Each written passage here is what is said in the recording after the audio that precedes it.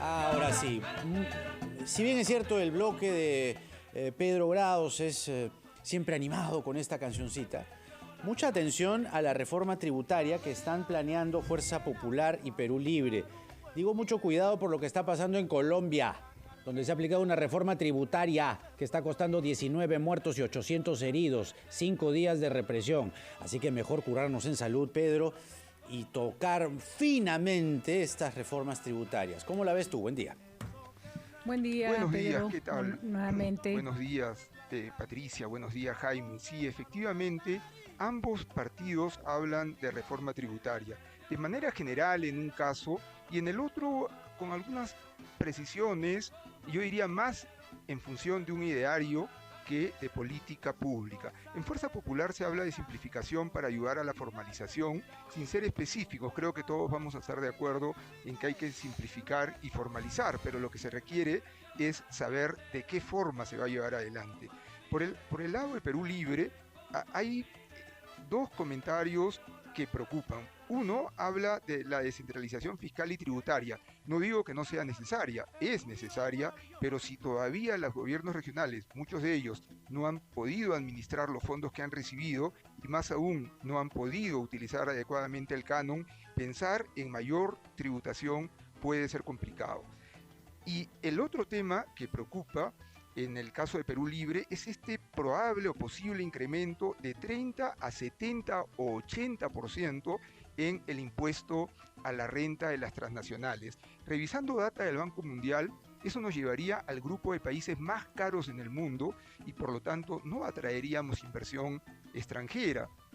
Muchos se quejan de la inversión extranjera, pero ¿cuánto empleo no existiría si no se hubieran llevado adelante las inversiones mineras en el Perú, en Cajamarca, en Arequipa, en el Cusco, en Moquegua? O sea, tenemos conscientes, hay que saber sentarse a conversar con la inversión extranjera, pero no tenemos el capital ni la tecnología necesaria todavía para desarrollarnos de manera autónoma o incluso autárquica.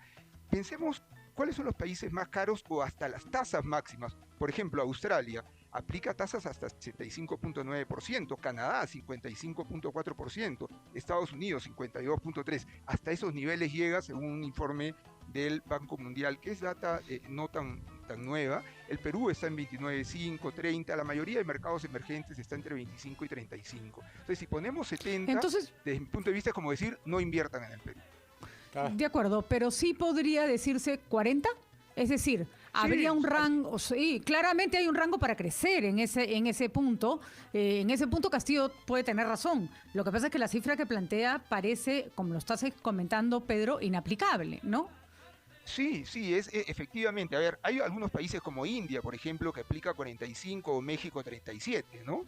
Pero a donde voy es, hay que ver qué minerales tenemos y cómo se quiere atraer a la inversión extranjera, ¿no?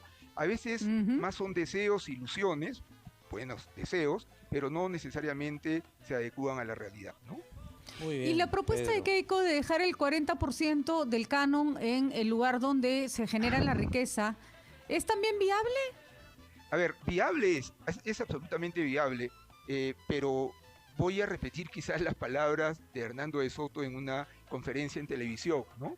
Y que están en la Biblia de alguna manera. Hay que entregar cañas de pescar más que pescado, ¿no? La Biblia lo dice distinto, ¿no? Porque ahí lo que se está haciendo es, el dinero está, y en lugar de entregárselo a la región para que lo gestione, mira, ten tu cheque a fin de mes o ten tu dinero depositado en tu cuenta. Entonces sí va a haber un incremento en el ingreso temporal, va a depender de los precios internacionales, va a haber que explicarle a la población que cuando la mina cierre ya no va a estar ese dinero. Factible es, yo creo que es una medida quizás de emergencia, donde se va a generar un incremento en el ingreso en las zonas mineras, claramente, porque no va a pasar por el gobierno regional. Pero mira tú, perdona que te interrumpa, Pedro, mira tú qué interesante lo que dices, ¿no? Porque hay una polémica sobre este tema, ¿no? Ya nos vamos. Que si tú le das ese dinero a la gente de la zona, la haces vivir la experiencia de ser accionistas de la empresa, de alguna manera, porque reciben una ganancia por lo que genera la empresa. ¿Y tú crees que cuando les das la opción de ser accionistas y comienzan a sentir o a vivir la experiencia del accionariado con el dinero, van a decir que se vaya a la mina? Ni hablar, pues. Van a decir al contrario, que se quede la mina y que siga haciendo riqueza. Es un tema para debatir, pero yo te cubro el otro ángulo, ¿no? Porque más o menos por ahí va la polémica, que es interesante que haya entrado al ruedo y a la mesa de polémicas, porque hay de un lado y hay del otro, y es la propuesta de una candidata presidencial, ¿no?